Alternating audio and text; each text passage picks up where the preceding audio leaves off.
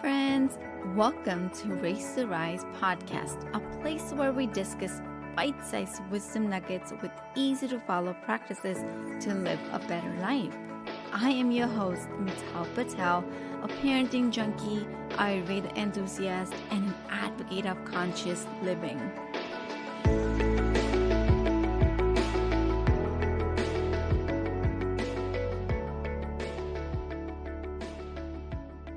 One moment your toddler or child, preteen or teen, is the sweetest thing. All cuddly in your arms, and the very next moment, whoa, what happened? What did you miss? You blink and everything just changed. Your child just transforms from a human to, as we label, monster. Right? From the sweetness to absolute wickedness. It's just like the downright life-sucking thing that just happened to you. It is tough. And once these kind of meltdowns and tantrums and dysregulation arrive, there's just no switch to turn them off. It's like the aliens just, hijacked your child's brain and came into their bodies, right? It just arms are failing, tears are pouring, voices shaking, they're screaming, hurting. There's a lot happening. Does that sound like your life sometimes? At least I know this happens to me often. And so during these situations, every parent I know just wants to know one thing. We all want to know that one thing, that how can I get my kid to stop? How can we make my kid to listen? Right? Just that one thing. How can I stop this? And in our confusion, we actually end up saying wrong things to our children without realizing how this will impact them, how the whole situation will get worse. Instead of solving the problem, we are adding the problem. And so in all my years of, as a parent, I've been parent for 10 years, and three common mistakes and three common phrases that I have noticed saying myself during the tantrums that created more disconnection between me and my kids. And so I really wanted to come up here and share those three common mistakes that I am learning from. Mistake number 1, use your words. Have you used this phrase before? I know I have. We all, especially in this information era, we all think that we're all we're all focused on growth. And so we all want to tell our kids to use their words. And during the tantrum, when the kid is screaming and stuff, we're saying, use your words, which is absolutely wrong thing to tell a child whose brain is not even developed yet, who is going through an emotional flood, right? The last thing they can do in these situations is use the correct word or communicate using the correct literacy skills. And especially it's so true for the kids under the age of 6. I have personally said this phrase many a times, not realizing that how am I even expecting that my toddler to say something when he doesn't even have the words to express, right? He doesn't know how to articulate. Their brains are not developed at this time. So when we tell them to use their words, we're actually adding more frustrations for them, and to no end, because they are just not in that right mental state to express and to communicate. And in that moment, when we say use your word, they actually feel controlled by us even more. And this causes more tension, the scream gets louder, and everything just gets more chaotic. So what can we do instead of saying, use your words? Now, as we know, during these dysregulation, and again, tantrums, meltdowns are nothing but dysregulation when they are feeling so overwhelmed by their own big feelings because they don't know how to articulate these things, right? So it's so crucial that we enter, in the present moment, and we, instead of bringing the old past stories, let's be mindful and let's stay detached, yet bring the calm energy on the table. So comes down to self-regulation. We will have to show them that we're there for them without controlling them or without correcting them. It's about modeling the behavior. It's the most important thing that we can do is move forward with them with stillness, with calmness, and being present for them. Even if you don't know how to help them, just be present. Just look at them, go to their eye level. If you have to hold them, hold them. If they need a hug, give them a hug, go close to them. This is all we can do. Just show them the empathy, right? And sometimes, actually, most of the time, our energy speaks louder than our words. So you won't even have to say anything if you are choosing to be present and choosing to be calm with them. And that your energy will transfer to them, and this will actually give them the sense of comfort, and they will feel seen and heard, and eventually it will go down. Now, mistake number 2. What's wrong? What happened? Why are you acting this way? Why are you crying? Have you used these kind of phrases back to back? Again, we're trying to connect, and we are asking all these questions to our kids when they don't even know how to answer, right? We're trying to, it's no blame game here. I'm not here to judge anyone because I have certainly done this, right? But I want to share this, that we all do this. We all have pure intention. We parents, of course, want to help our kids, and we care for them, and we're concerned about their well-being. So we want to know what's happening.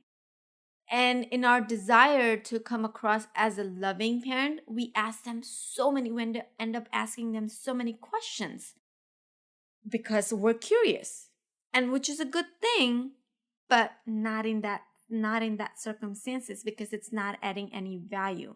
And we think that we're actually helping our kids, but instead this causes them get even more frustrated. So when our kids are upset, and they're showing that upset through screaming or tears or any kind of body languages, it's that they're telling us that they need help. They are, or they, can't you see that I am mad, sad, hurt, whatnot, right? Why are you asking me so many questions, and why and how? Can't you see that I'm upset? This is what's happening inside of them when they're trying to express their pain. So again, this creates disconnection instead of connection. And so the curiosity here doesn't work. So now you may ask, what should we do instead? So instead, again, we need to remember that, when we are overwhelmed with our feelings, and when we feel sad, hurt, we're just not in that right mindset, right? All we want at that point is we want to be seen and we want to be heard. We want to be accepted for who we are and for whatever is happening at that state. We don't want somebody to ask us gajillions questions and, justify our feelings. We're just not in that state. So similarly, same thing for our kids. They just want to feel in that moment. And the biggest thing that we can do is allow them the space. Give them the space to express their feelings without influencing or without putting words into their mind, or just, we don't need to do anything. Just As long as it's safe and, nobody's being so physical and hurting anyone, just be there. Let them process their feelings and just be the vessel to hold on to their feelings. You don't have to force them. All we need to do is facilitate instead of force in these moments. Just be present. Again, same thing. Just being present will speak louder than the actions or you asking questions. Mistake number 3. Stop it right now. You're going to get consequences if you don't. Go to your room. Have you heard or have you said these words or these phrases? Certainly I have. We think that when we can't do anything, the best solution is go to your room or, just stop it. You're going to get a timeout or you're going to be grounded, or we take things away. So we end up, blaming and shaming our kids. One of the analogy that I've read in Dr. Shefali's books of Out of Control is she says, like, when we tell our kids to stop their meltdowns or, tantrums or stop their crying, it's like telling someone to put a burger in your mouth and being told not to chew on it. It's just impossible, right? And so I really love that analogy because it gives you perspective. Now, my kids are going through and they're crying and they're processing, and what I'm doing here, I am just, making them feel ashamed for their big feelings. And so in that point, they're absorbing the self-image that they think they're weak, they think they're immature. And it just it impacts them in a negative form rather than, that, oh, I shouldn't have these feelings. That's what they are internalizing it. So again, what should we do if we're like, instead of saying stop it right now, what can we do instead? So again, when we send out, our energy speaks louder than the actions. When we say stop it, we say stop it because we are scared that I can't handle this. We have this whole inner triggers are coming up, and then it's like we feel we can't handle the situation. So our traumas come in the picture.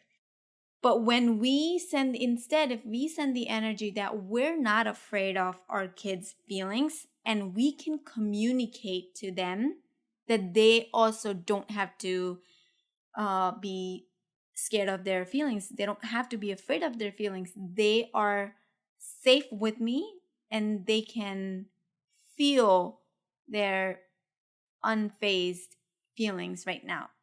And I see them. I'm here for them.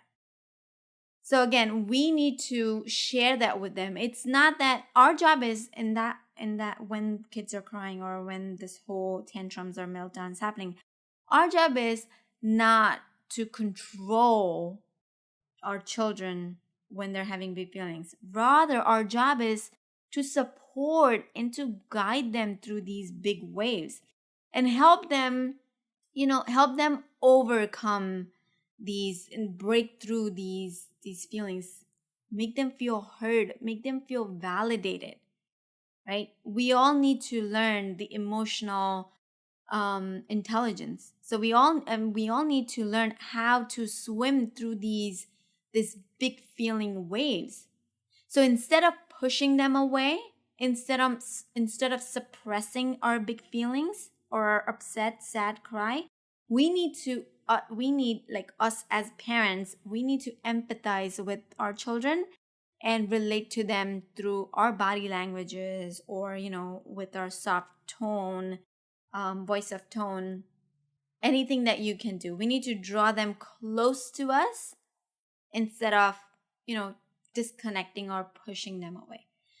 So again, we will have to be present and calm during this phase, and this will eventually allow them to let their feelings wash through and ride through the big waves. So again, to sum up the 3 mistakes, what I'm learning from them is how to ride these big feelings waves is just by being present and just showing up, self-regulating and showing up for and accepting them, seeing them and listening to them for, for what they have to say. That's it. That's that one thing that will help us, go through the phase of tantrums and meltdowns and, dysregulation. At the end of the day, it's all about that dysregulation because their brains are not developed. So they don't know how to articulate and how to communicate.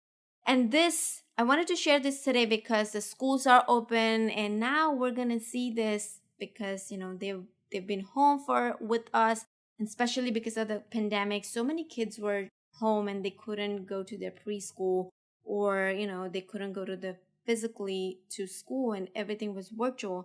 Now, this is a huge, huge change for them that they're back to school. So now is the time, parents, that we really need to learn from each other's mistakes. So I really hope this helps you.